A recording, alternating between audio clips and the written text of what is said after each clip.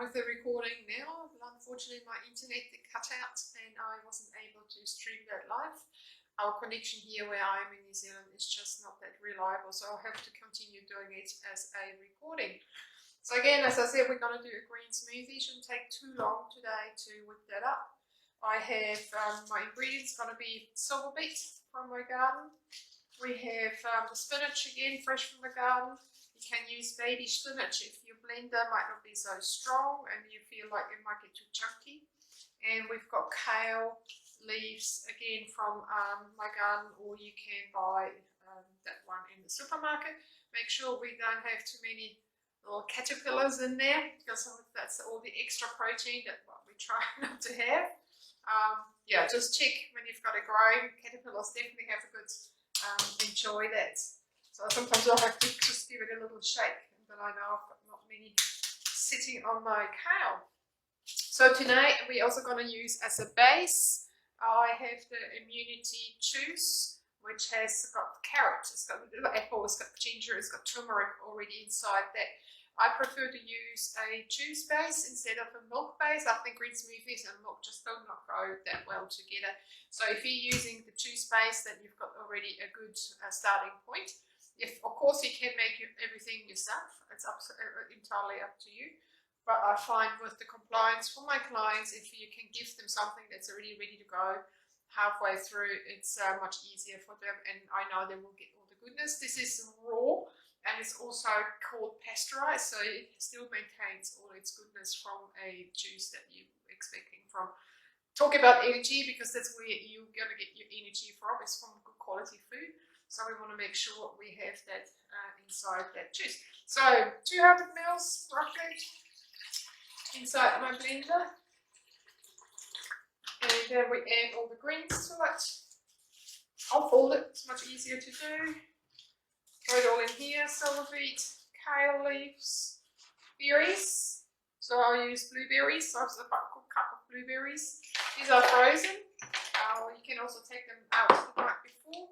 I like to use a bit of protein powder because it's going to be lunch. So with protein powder, it's just a bit more sustaining. I'm using a plant-based protein powder, which has got fermented and sprouted rice, quinoa, and it's got all the nice other goodness in there. A scoop will do for me, but again, you can choose whatever you feel like will suit you. That's it basically, so all we're going to do is turn it on. I'll use a setting there. Blend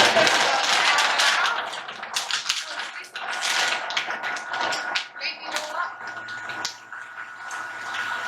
And it shouldn't take too long, so again with a smoothie, you just want to make sure you have about 60% greens and about 40% fruit.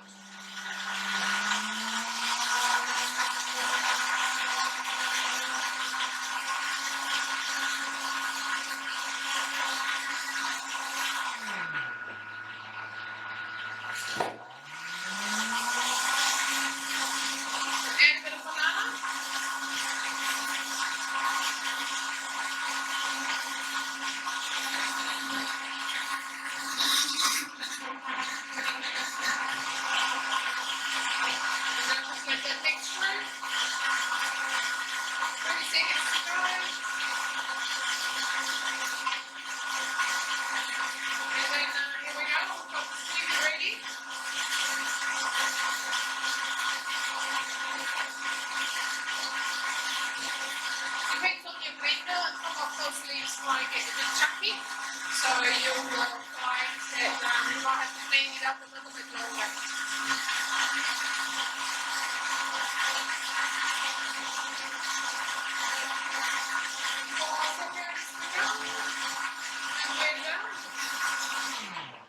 Awesome. A nice colour for the blueberries. You can add some chia seeds if you wish. I haven't done that now. Chia seeds again makes it a bit more thick. So if you want to thicken up your smoothie naturally, you can actually add the chia seeds. Chia seeds are great again for fibre, but also for omega-3. What I like to do with my smoothies, I sprinkle a bit of hemp seeds on top. And these are from Aussie, so you get some New Zealand hemp seed or Aussie hemp seed. All I want to do is sprinkle that a little bit on top of my smoothie. What it will do, again, it will give you extra nutrition, but also will make you chew your smoothies. What we find that some people gulp it down, and that's what we try not to do. We want to make sure we chew the smoothie. So if you've got something that has a bit of texture on it, they also feel like you're eating. Chewing your smoothie and mixing your amylase, which is your enzymes, into your saliva, that will help break down your smoothie and all the carbohydrates in your smoothie. As I said before, make sure you have about 60% greens and about only 40% of fruit inside your smoothie. If you have issues with blood sugar regulation or dysregulation, then you want to make sure it's not too sweet in fruit. Again, it will muck around and you feel a bit woozy or you feel a bit unstable. That can be when your blood sugar starts to drop. So if you're starting your day with a smoothie, it's a good idea not to start too sweet. Mix in those greens. You can choose any greens you want.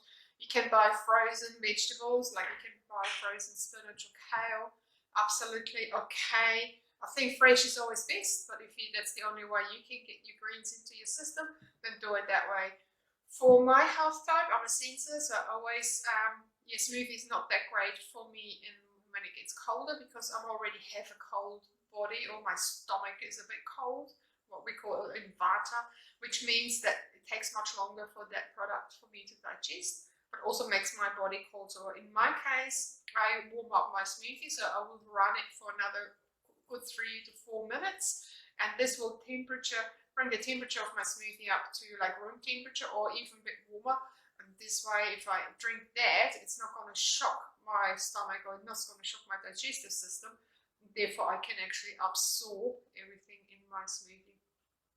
So I hope that was helpful. Sorry for the muck up at the beginning. My first video. So if you got any more inspirations or you want me to whip up some other smoothies or give you some recipes, please let us know. We would love to hear from you. And have a great Saturday. Thank you.